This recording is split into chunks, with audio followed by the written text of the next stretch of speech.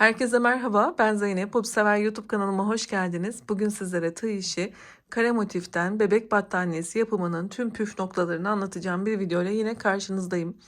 Ben bu motiflerle bebek battaniyesi olarak bir çalışma hazırladım fakat sizler sıralarını, sayılarını değiştirerek ya da farklı boyutlarda yaparak TV battaniyesi, yatak örtüsü birçok çalışma yapabilirsiniz. Örgülerinizde kullanabilirsiniz. Ben dediğim gibi 100 çarpı 100 ebatlarında bir bebek battaniyesi olarak sizlere hazırladım. Kare motiflerimi yaptıktan sonra ilmek kaydırma yöntemiyle ekleme yaptım. Kenar bordür, kenar battaniye kenarını yine anlattım. Baştan sona anlatımlı bir video oldu arkadaşlar. Videomun başında ise sizlere battaniyem ile ilgili gelebilecek farklı soruların cevabını da veriyor olacağım. Lütfen videomun başını kaydırmadan dikkatlice izlerseniz zaten battaniyeyi yapmak çok kolay. Daha önce hazırlamış olduğum birçok motifli örgülerim var. Oradaki en çok gelen soruları şimdi hemen sizlerle yanıtlamak istiyorum. Öncelikle arkadaşlar benim yapmış olduğum bu battaniyede kare motiflerimin bir tane kare motifimin ölçüsü 8 santimetre ve toplamda 81 tane kare motif hazırladım. Battaniyemin 100 çarpı 100 olmasını hedeflemiştim.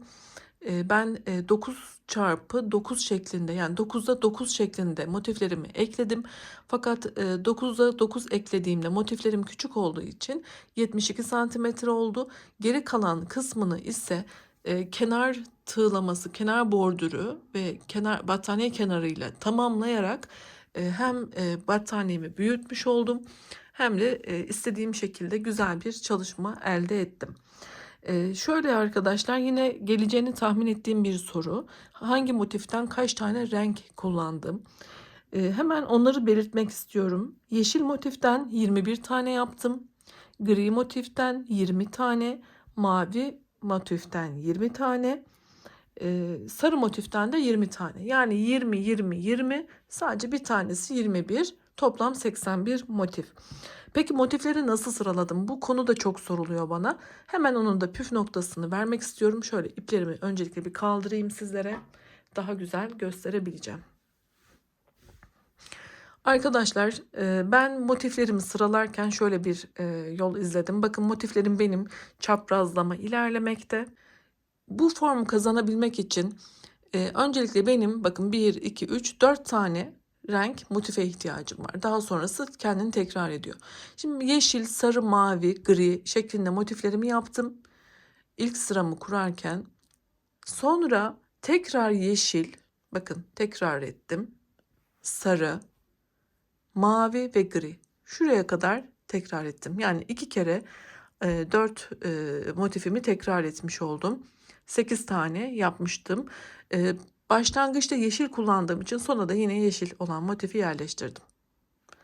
İkinci sıraya geldiğimde ise çaprazlama yapacağım için ben şurada yeşil motifimin olması gerektiğini biliyordum.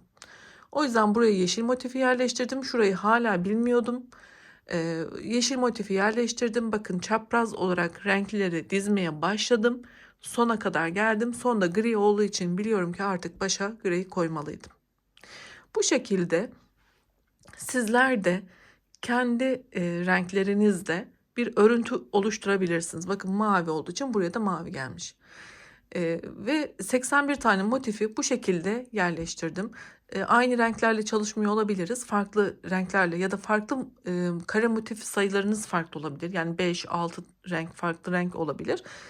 O zaman da yine kendi yönteminizi bulmanız gerekmekte. Ben dediğim gibi 4 tane renk üzerinden 81 motif olarak bu şekilde ilerledim. Tüm detaylarını verdiğimi düşünüyorum. Şimdi ipler hakkında bilgi vermek istiyorum.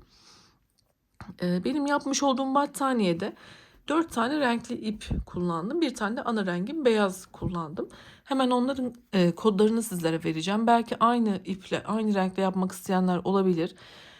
728 mavi, sarı 187,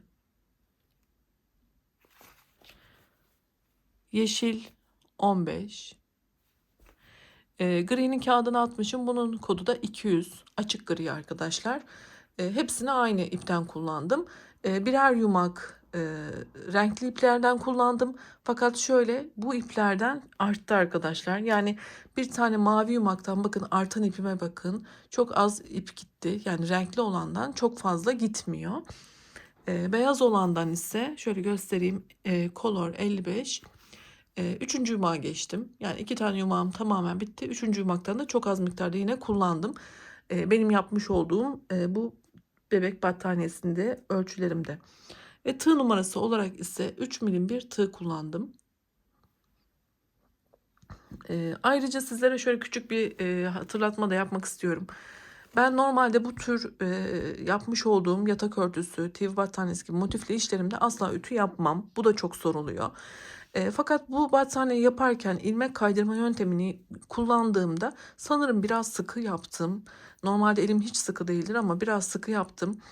Motiflerim çok hafif şu şekilde bombelendi arka kısımlarda şöyle. O yüzden bu battaniyeme sadece buna özel, yani diğerlerinde dediğim gibi hiç ütü asla kullanmadım. Bunda şöyle bir şey yaptım. Bunları da size söyleyeyim ki sizlerin de başınıza gelirse aynı şeyi uygulayabilirsiniz. Öncelikle battaniyemi düz bir zeminde tamamen el ütüsüyle yerleştirdim. Kenarlarını, her yerini açtım. Daha sonra ütümü buhar ayarında ısıttım ve ütüyü asla değdirmiyoruz bu arada. Buharı verirken ütüyle buharı verdim. Elimle el ütüsü yaptım. Tamamen bütün battaniyeme buhar verdim ve el ütüsü yaptım. Bu buhar verdiğim için nemlendi. Asla yerinden kaldırmadım. Olduğu yerde kendiliğinden kurudu. Ütü değmedi ama buharla ve elimle o bombalikleri yok ettim. Zaten çok fazla değildi. Sadece çok az miktar, hani öyle söyleyeyim. Onu da o şekilde hallettim. Dediğim gibi normalde sizin hiç kastırma yapmazsa, şu bombeleşmezse asla ütü yapmayın arkadaşlar. Evet, bu bilgilerden sonra dediğim gibi videomuza geçelim. En kolay kısmı gerçekten motiflerimizi, battaniyemizi hazırlamak. Bu başlangıçta anlattığım kısımlar gerçekten çok fazla soru aldığım konular olduğu için videomun başında bu bilgilere yer vermek istedim ki ilk defa yapan arkadaşlarım tecrübelensinler, bilgilensinler ki ondan sonra zaten örgüyü öğretiyoruz. Yani örgüyü yapıyoruz, devam ediyoruz. Bilen arkadaşlarım zaten yapıyor. Ama bu konuları, detayları inanın çok soru alıyorum. O yüzden söylemek istedim. Sözü de fazla uzatmayalım. Hadi videomuza geçelim. Evet, Bismillah diyelim ve motif yapımına başlayalım. İpimi kapattıktan sonra 5 tane zincir yapıyorum.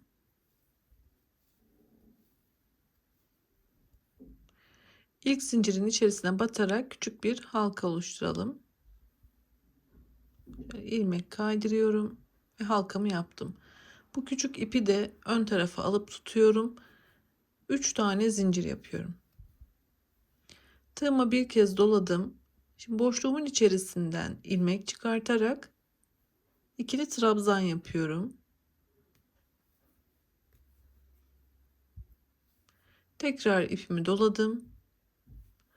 Bir tane daha ikili trabzan yapıyorum. İkişer ikişer çıkarttım. Bu küçük ipi de arada yürütüyorum arkadaşlar. Üstüne ördüğüm için gizlenmiş oluyor. Arada 2 tane zincir yapıyorum.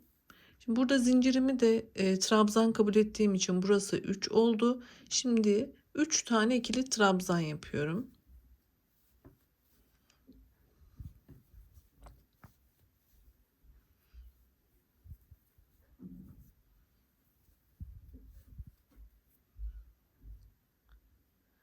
Arada 2 zincir, 3 tane ikili trabzan,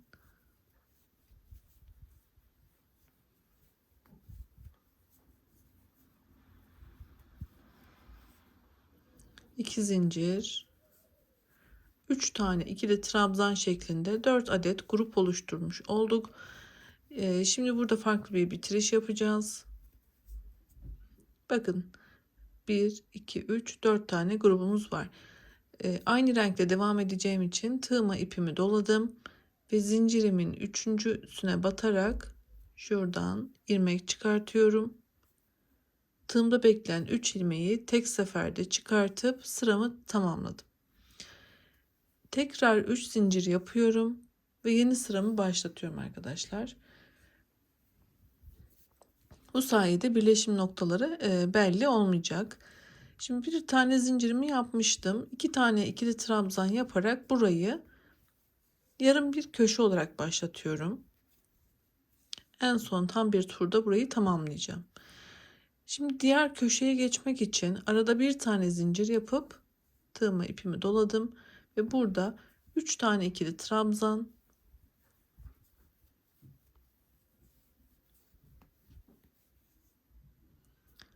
2 zincir ve yine aynı boşlukta 3 tane ikili trabzan yapıyorum.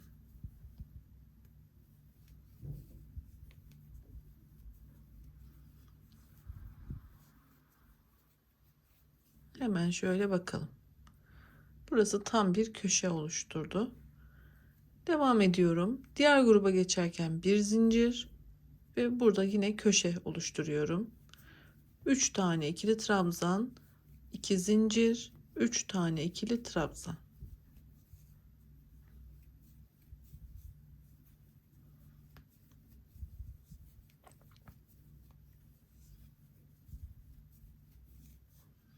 Arada bir zincir. Şimdi burada diğer köşemizi de yapalım arkadaşlar. Şu bitirişi gösteriyor olacak. Evet, burayı da tamamladım. Şimdi başlangıç noktamı da tamamlayarak ipimi keseceğim. Arada yine bir zincirimi yaparak bu boşluğun içerisine 3 tane ikili trabzanımı yaparak köşeyi tamamlıyorum.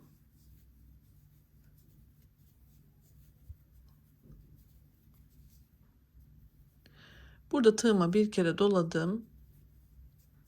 Bu şekilde bir tane zincir yaptım. Yarım trabzan yaparak bir zincir ve ipimi kestim arkadaşlar. Ve devam ediyorum. Herhangi bir köşeden de yapabilirsiniz. Yine bu ipi kestiğimiz noktadan da olabilir. Şöyle tığımın üstüne doluyorum ipimi. Burada 3 tane zincir yaparak yine yarım bir köşe olarak başlatacağız. Şimdi bu iki ipi de gizlemek istiyorum. Şöyle tutuyorum arkadaşlar. Şuradan 2 tane ikili trabzan yapıyorum. Bir zincir. Şimdi aradaki bir zincir boşluklarımız vardı biliyorsunuz. Buraya da trabzan grupları yapıyoruz. Yani 3 tane ikili trabzan yapalım. Köşe noktasına ilerlemek için yine bir tane zincir ve yine burada köşe oluşturacağız. Yani 3 tane ikili trabzan, 2 zincir, 3 tane ikili trabzan.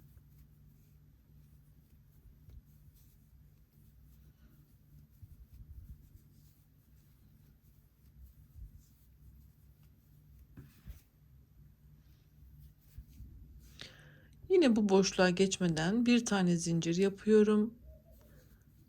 3 tane ikili trabzan grubumu yapıyorum. Köşeye geçmeden bir zincir ve yine köşeyi yapıyorum.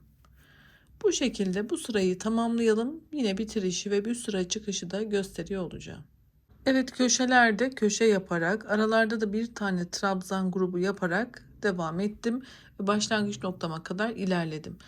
Şurada bir zincir yaparak son boşluğumda yine 3 tane ikili trabzan yaparak burayı köşeye tamamlayıp sıramı tamamlayıp bitireceğim. Tığımın üstüne bir kere doluyorum ve 3. zincirin içerisinden ilmek çıkartıyorum. Üçünü tek seferde çıkartarak sıramı bitirdim. Bir üst sıraya çıkarken tekrar 3 zincir, yine aynı boşluktan 2 tane ikili trabzan, sıramı başlattım. Bir tane zincir yapıyorum. İlk boşlukta trabzan grubumu yapıyorum 3 tane. Bir zincir.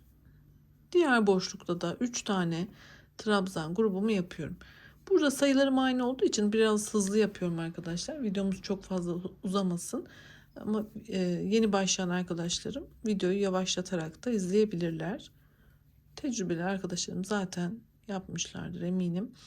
Burada trabzan grubumuz bir taneyken burada ikiye çıktı. Şimdi tekrar köşe yapıyorum.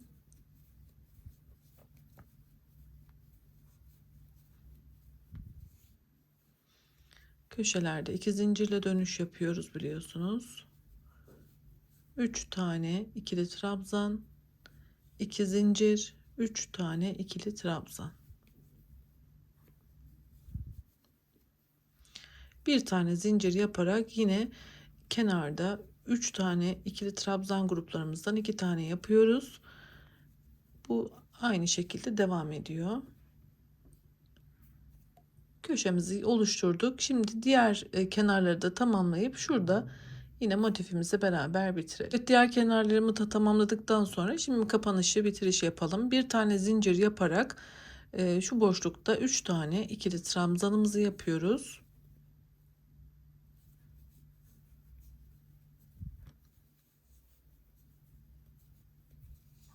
Ve burada ben yine şöyle yarım trabzanla köşemi tamamladım. Bir tane zincir yaptım ve ipimi kesiyorum. Eğer sizler burada daha büyük bir motif istiyorsanız sıralarınızı devam ettirebilirsiniz. Ben 4 sırada motifimi tamamladım arkadaşlar. Şimdi dilerseniz diğer aşamamız olan birleştirme ile devam edelim. İlmek kaydırma yöntemiyle motiflerimizi eklemeyi göstermeye başlamak istiyorum. Evet, öncelikle motiflerimizi tamamladıktan sonra yapacağımız hizalamalarını ayarlayıp yan yana dizdikten sonra eklemeye başlayacağız. Öncelikle birinci motifimizi, ikinci sıramızdaki motifimizde bir dik şekilde ekleyeceğiz arkadaşlar. Onu da nasıl? Şu kısımdan başlıyoruz. Bu iki motifi birbirine ekliyoruz.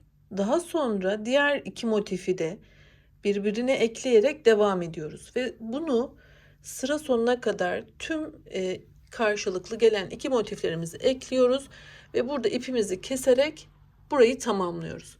Bu iki sıra motif tamamlandıktan sonra üçüncü sıra motifimizi de bir diğerine ekliyoruz. Yine buradan ipimizi ekleyerek başlıyoruz. Dik bir şekilde yine ekleyerek orada ipimizi kesiyoruz. Daha sonra diğer motifimizi de buna ekliyoruz. Bakın şu aralarda açıklıklar var. Çünkü motiflerimiz önce dikey, hepsi tamamlandıktan sonra bir de yatay eklememiz gerekiyor. Yani şu kısımdan başlıyoruz. Bu kısımda ilerleyeceğiz. Öncelikle ben sizlere dikey olarak nasıl eklememiz gerektiğini göstereceğim. Ben sona kadar geldim. Sonda artık burada sizlerle eklemeyi başlatacağım. Diğer motifi de eklemeyi devam ettireceğim ve devam edip sıra sonuna kadar ekleyip orada ipimi keseceğim. Bu motifimin köşe noktasından başlayacağım, köşe boşluğundan ve şuradan tek kanadından batarak yapacağım arkadaşlar. Trabzanları da yine o şekilde iç tek kanatlarından ilmeklere batarak yapacağım. Hepsinde şöyle tek kanatlarını alarak, bu motifimde de yine aynı şekilde, burada belki daha iyi gözükebilir. Bakın şurada şu noktadan başlayacağım. Şöyle tek kanadını alıp batırıp başlayacağım. Daha sonra trabzanıma geçtiğimde trabzanımın da içteki tek kanadını alıp batıracağım. Bakın şöyle iki tane lob var. Ben bunların tek lobunu kullanacağım. İçteki tek lobu. Tek kanatlarını alacağım. Şöyle. Buraya geldiğimde de yine aynı şekilde. Diğer motifte de iç kanatları yaptığım için iç kısımda bir ekleme olacak zaten. Hadi yapalım. Öncelikle ipimi bir zincirle kapatıyorum. Burada da ipimiz aşağıda kalacak. Yani bu örgü yaptığımız ip aşağıda kalacak. Bunun için de nasıl başlıyoruz onu da göstereceğim. Bakın şöyle alıyorum buradaki motifimi. Dediğim gibi şuradan tam köşe noktasından başlatacağım için bir tane ilmeği çıkarttım. Bakın ipim burada kaldı. Ben ipimi şöyle çevirdiğimde aşağıya aldım. Bu burada beklerken diğer motifimi alacağım. Şöyle yakın ve yavaş yapmak istiyorum. Rahat rahat görüp yapabilirsiniz diye. Bakın burayı tutuyorum. İpim şöyle aşağıda duruyor. Köşe noktasından yine batacağım ilmeği tespit ettim. Ve şuradan batıyorum. Tek kanadından ve içten. Bakın ipim hala aşağıda. Şimdi üçünü şöyle ipimden şöyle ipimi alıp üçünü tek seferde şöyle çıkartacağım. çıkarttım.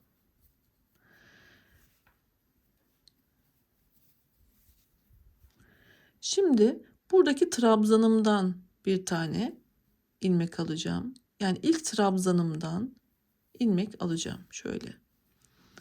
Öncelikle burayı tespit edeyim, size göstereyim. Bakın ilk trabzanımın ilmeği şu.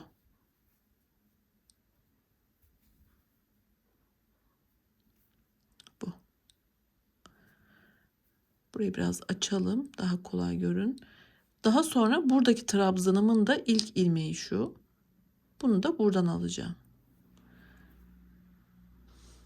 İlmeğim burada. İpim bakın aşağıda kaldı zaten.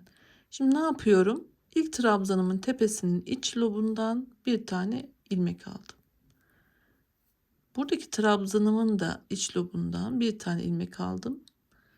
Ve bunları da çıkartıyorum tek seferde. Şimdi ikinci trabzanımın tepesine geldim. Buradan ilmek aldım.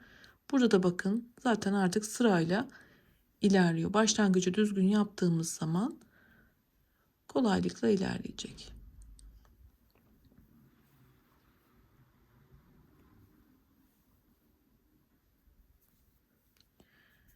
Şimdi orta boşluğa geldik. Bakın burada orta boşluktayız. Burada da orta boşluktan ilmeğimizi alıyoruz. Buradan da orta boşluktan ilmeğimizi alıyoruz ve bunu da çıkartıyoruz. Eğer sizin farklı bir motifiniz varsa zaten aynen devam edeceksiniz. Şimdi ilk trabzanıma geldim. Bakın ilk trabzanımın ilmeğinden bir tane alıyorum. Burada da ilk trabzanımın ilmeğinden bir tane alıyorum. Sadece ilmek kaydırıyorum. Şimdi ikinci trabzandan, burada da bundan. Tam karşı karşıya geldiğinde ilmekleri çıkartıyoruz. Bakın buraya kadar geldik.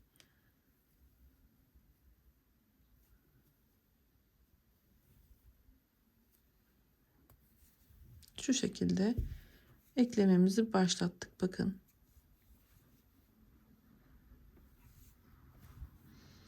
Şimdi yine boşluktayız. Karşılıklı yine boşluktaki ilmeklerden alacağız.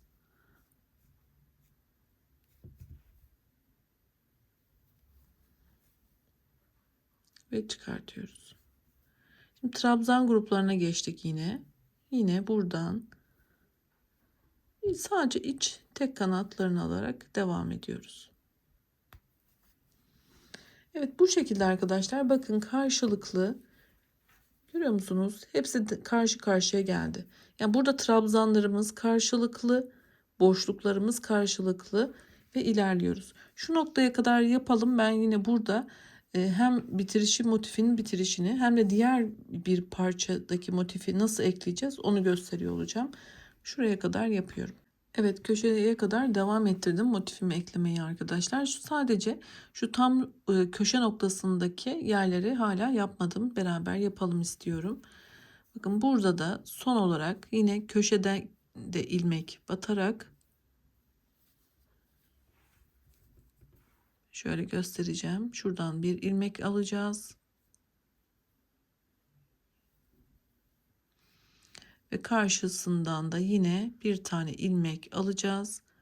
Ve motifimiz bu şekilde bitecek.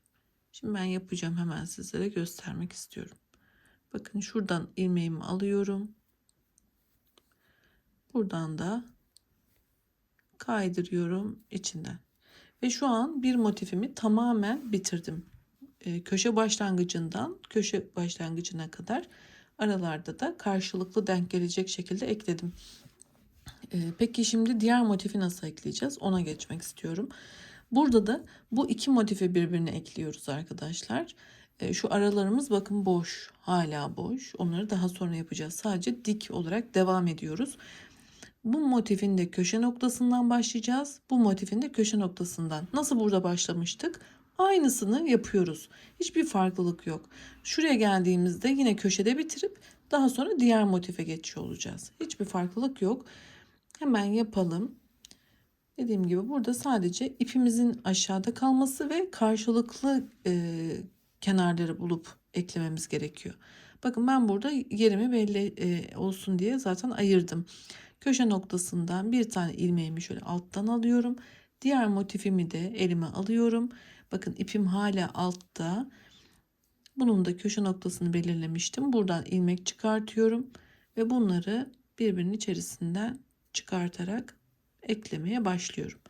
Daha sonra buradaki trabzanların ilk tepesindeki ilmeğimden bir tane alıyorum. Sarı motifimin ilk trabzanının tepesinden bir tane ilmeğimi alıyorum ve bu üçünü yine birbirinin içinden çıkartıyorum. Şimdi bakın ikinci trabzanımın iç lobundan bir tane alıyorum.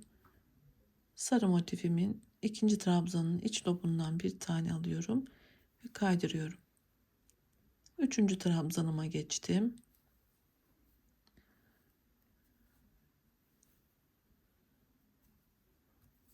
Şimdi boşluğa geldim. Benim motifimde boşluk var. Oradan da yine bir tane ilmek alıyorum.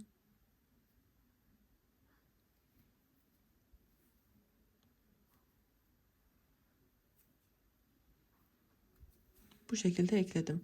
Şimdi diğer grupları karşılıklı eklemeye başlayacağım. Bakın buradan bir tane alıyorum. Bir tane de diğer sarı motiften alıyorum ve kaydırıyorum. Bu şekilde devam ediyorum. Ta ki dikey olarak kaç tane motif eklemem gerekiyorsa. Bakın şu şekilde de eklememiz devam ediyor. Şimdi bunu dediğim gibi karşılıklı burada her ne yaptıysak aynısını yaparak uç noktada tamamlıyoruz. Burayı tamamladıktan sonra diğer motifimizi alarak yine bunun da köşe noktalarından başlayarak yukarı kadar çıkıyoruz. Burada da köşede bitirdikten sonra bir diğer motifimizi alıyoruz. Bunu sona kadar devam ettiriyoruz ki ta sonda ipimizi kesiyor olacağız. Ben şimdi bu sırayı tamamlayıp geliyorum. Başlangıcımı yaptım. Sona kadar motiflerimi ekledim dikey bir şekilde. Ve sona geldiğimde artık arkadaşlar bu köşeyi de birleştirdikten sonra bir tane zincirimi yapıp ipimi kesebilirim. Bu şekilde yan yana tüm sıralarımızı bitirdikten sonra artık yatay olan şu kısımları eklemeye geçmemiz gerekiyor. Şimdi şu kısmı şöyle çeviriyoruz. Yani aslında aynı işlemi yapacağız. Bakın şöyle. Şimdi yine buradan başlayıp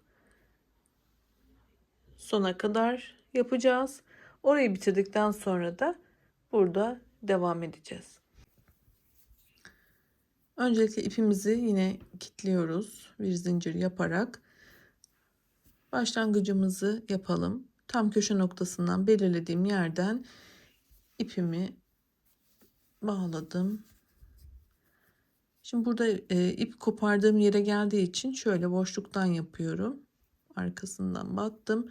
Tek ilmeğini aldım. Şu ipleri arkaya alacağım. Ve ilmeğimi kaydırdım. Şimdi aslında değişiklik yok demiştim. Buradaki trabzanımın ilkinin iç lobundan yine tek kanadını alıyorum. Buradaki 3 tane trabzanımın da şurada bir lobu var. İlk trabzanın lobu, ondan da alıyorum. Yine ilmek kaydırıyorum. Devam ediyorum. İkinciden buradan da şimdi diğer trabzandan boşluğa geldim. Benim burada bir zincirim olduğu için zincirden de alıyorum. Yani farklı motifle yapanlar için söylüyorum. Aynı motifle yapıyorsak zaten bir sıkıntı yok.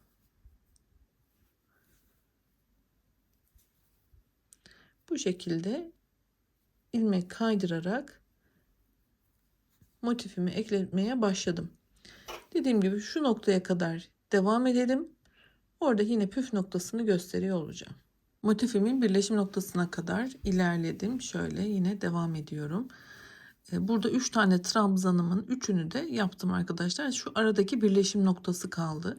Bakın onu da zaten göstermiştim ama şöyle boşluktan tığım böyle alttan gelerek yine şuradan sadece bir tane ilmek alıyorum. Daha sonra tığımı yine şöyle çevirip Şuradan da alttan alıyorum. Birleşim noktalarından da ilmeklerimi çıkarttım. Şimdi yine üçünü şöyle ilmek kaydırarak çıkartıyoruz. Ve burada ilk motifimizi bitirmiş olduk. Diğer motife geçerken battaniyemizi bir kastırma yapmaması için şurada çok sıkı olmayan hafif gevşek bıraktığım bir ilmekle zincir çekiyorum. Daha sonra belirlemiş olduğum, bakın 1 2 3 tane trabzanımdan önce gelen köşe noktasından yine bir tane ilmek alıyorum. Burada da yine aynı şekilde 1 2 3 tane trabzanımı saydım. Bakın şuraya denk geliyor. Buradan da bir tane ilmek alıyorum. Bunları da çıkartıyorum ve karşı motife geçmiş durumdayım. Şöyle gözüküyor mu bilmiyorum ama şu ekleme altta gözükürken buradan gelen eklememiz üstten devam etti. Şuralarda da belki gözükür. Bu şekilde karşı motife geçmiş olduk. Yine aynı şekilde artık motifimizi ekleyebiliriz.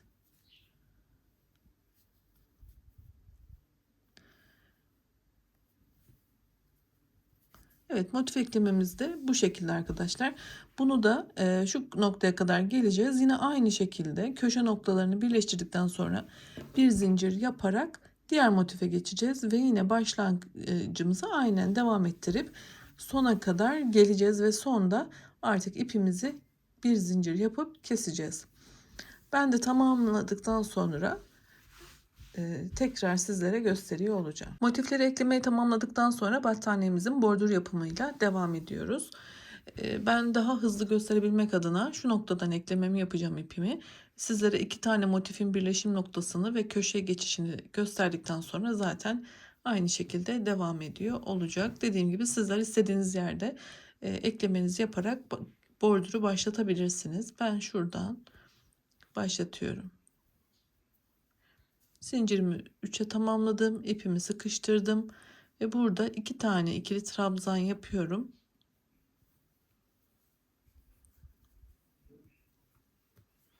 İlk grubumuzu yapmış olduk. 3 tane zincir, 2 tane ikili trabzan ve burayı tamamladık. Arada bir tane zincir yaparak şimdi köşe birleşim noktası olan kısma geliyoruz arkadaşlar. Burada da bu ipleri arada yürütüp yaparsanız daha temiz olacaktır. Daha sonra ince bir tığla temizleyeceğiz. İpimi bir kere doladım. Boşluğun içerisine batıyorum. Bir tane ilmek çıkarttım ve bunu önce tek, sonra ikişer ikişer 3 adımda çıkartıyorum. Tekrar tığıma ipimi doladım. Burada birleşim noktasındaki şu boşluğa tam ortaya batıyorum. Yine önce tek, sonra ikişer ikişer çıkartıyorum. Trabzanımı yaptım. Bir tane de şu boşlukta aynı işlemi yapacağız. 3 tane üçlü trabzan yapıyoruz.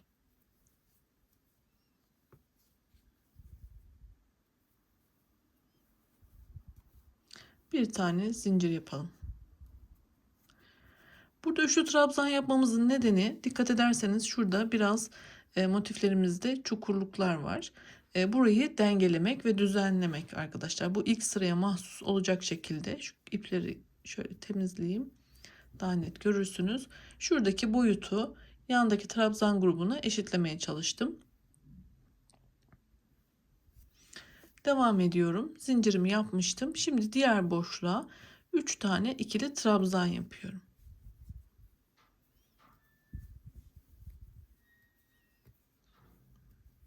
Bir zincir, 3 tane ikili trabzan. Köşeye kadar geldim. Burada tığımı ipimi doladım. Köşe dönüşlerimiz daima 3 tane ikili trabzan, 2 zincir, 3 tane ikili trabzan şeklinde olmalı. Şimdi hemen 3 tane trabzanımı yaptım. 2 tane zincirimi yapıp aynı yere tekrar 3 tane ikili trabzanımı yapıyorum.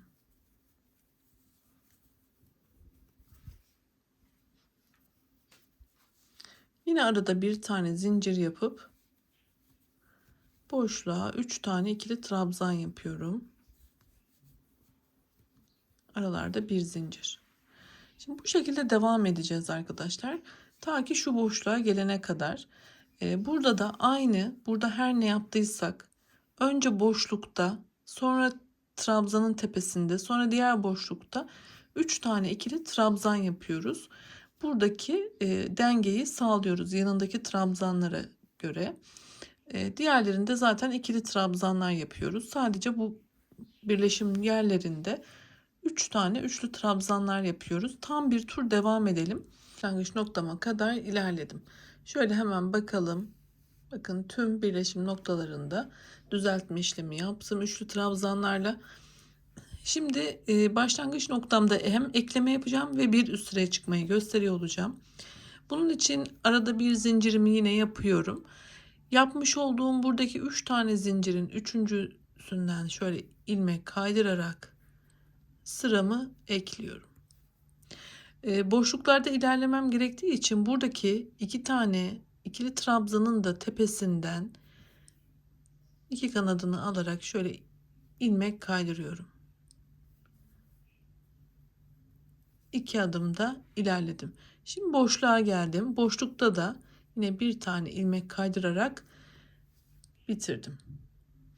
Bir üst sıraya çıkarken 3 tane zincir yapıyorum.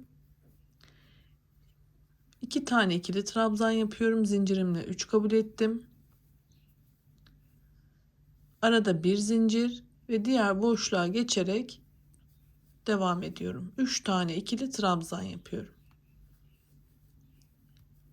Aralarda bir zincir olarak.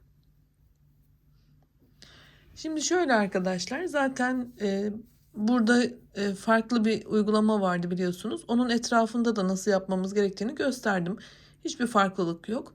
İkili trabzanlardan 3 tane, arada zincir, 3 tane ikili trabzan. Daha sonra ilerledikten sonra boşluklarda 3 tane ikili trabzan yaptıktan sonra köşede yine köşe yapıyoruz ve yine devam ediyoruz. Burada sağda ve solda yine ikili trabzanlarımızı yapıyoruz. Ve bunu istediğimiz sıra boyunca devam ediyoruz. Buraya geldiğimizde de yine aşağıda gösterdiğim gibi kaydırma işlemiyle yine boşluğa ilerleyip bir üst sıraya çıkıyoruz. Bordür kısmını tamamladım. Sizlere şöyle de göstermek istiyorum. 14 sıra yaptım arkadaşlar.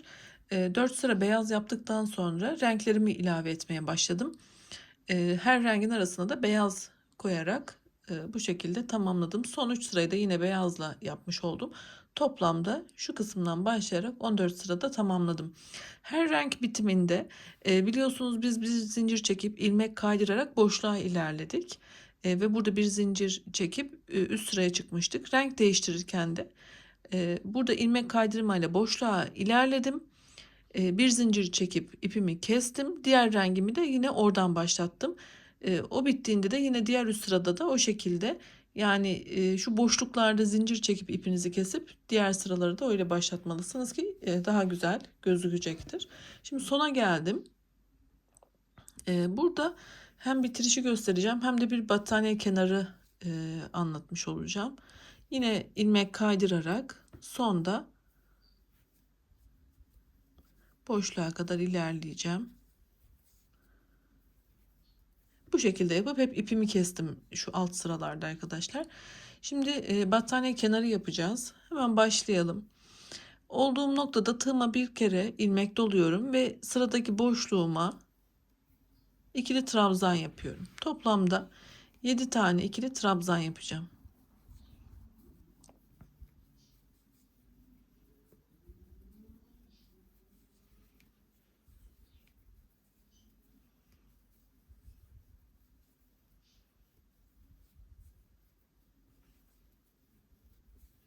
Daha sonraki boşluğa sık iğne ile bunu sabitliyorum.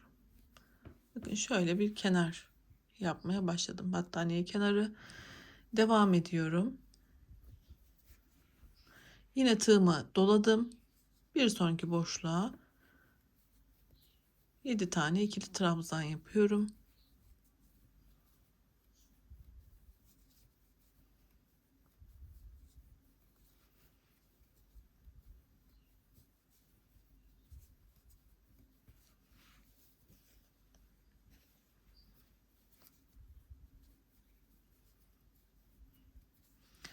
Sonraki boşluğa sık iğne yapıyorum.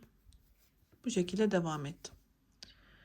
Benim bu yapmış olduğum battaniyede arkadaşlar ipimin bittiği noktada, yani artık kenar yapmaya başlayacağım noktada hesaplarıma göre tam köşeye bu şekilde bir desen denk gelecek şekilde bitti. Sizler de buna özen gösterin. Yani farklı sayılarla yapıyorsanız da e, ipinizi kesip kopartıp kenar yapımını hesaplayarak başlayın ki şu köşede dört köşesinde de bu desen olsun. Battaniyeniz daha muntazam ve güzel gözükecektir. Şimdi köşe dönüşünde farklılık yapacağız. Burada 9 tane ikili trabzan yapalım.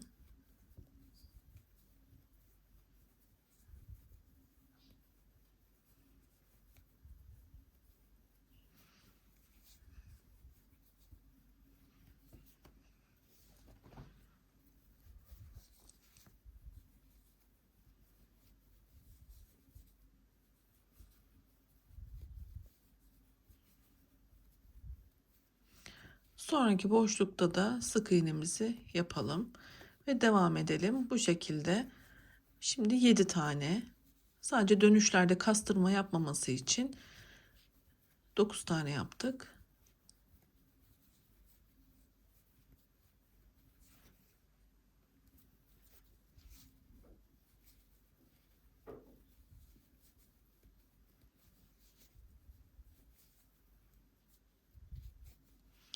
Evet, ben şimdi bunu bir tam tur devam edeceğim. Şu noktada arkadaşlar artık ekleyip zincir çekip ipimizi keseceğiz. Yapıp geliyorum. Battaniyemi tamamladım. Sizlere şöyle son halinde yine göstermek istiyorum. Bakın battaniye kenarımızda oldukça güzel oldu. Daha önce sizlere anlatmış olduğum motifli battaniyelerim, yatak örtülerim ya da motifli örgülerle ilgili birçok farklı projem var. Bunları bu videonun sonundaki kartlara koyacağım arkadaşlar. Tıklayarak oradan diğer çalışmalarımı da göz atabilirsiniz. Belki hoşunuza giden farklı çalışmalarım olabilir. Onlara da bakabilirsiniz. Yine bu battaniyeyi ilmek kaydırma yöntemiyle değil, farklı birleştirme metotlarıyla yapmak isterseniz de yine onları da o kartın içinde bulabilirsiniz. Birleştirme videolarım mevcut. Sağlıkla kalın, hoşça kalın. Yeni videolarda görüşmek ümidiyle.